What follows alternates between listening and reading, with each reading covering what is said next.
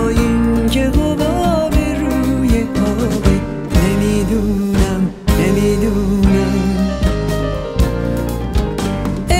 سؤال بی جوابه، تاثیر پیاله شرابه، در سینه نشوندنش ثوابه، یا این که حباب روی آبه.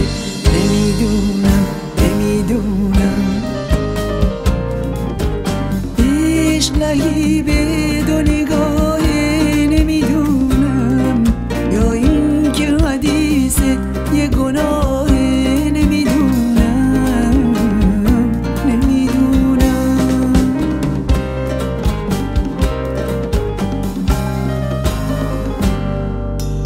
عشق تمنای دو قلبه. نمیدونم یا این که رفیق نیمه راه. نمیدونم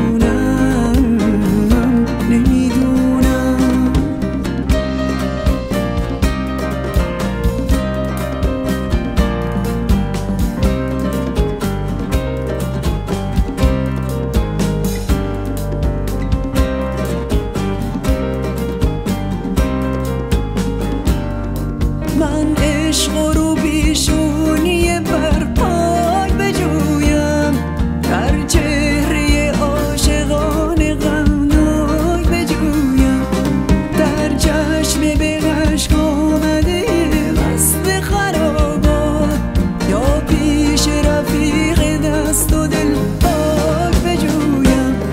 ای عشق عزیز هرچه قصدی، من بنده درگاه تو هستم، تا یک قدمی به مرگ مانده. ای عشق هواخواه تو هستم.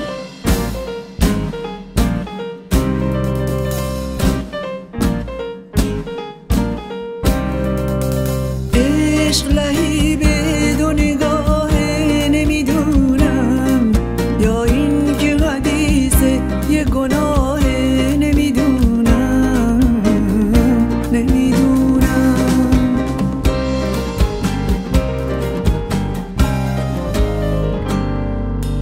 عشق تمنای دو قلبه. نمیدونم یا این که رفیق نیمه راه. نمیدونم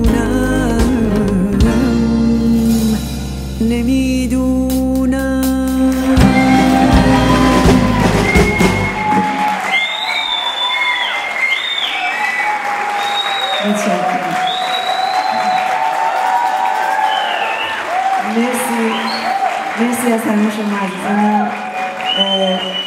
این آهنگ از ساخته های دوست عزیز و هنرمندم آقای جهانبخش پازوکی بود. مرسی.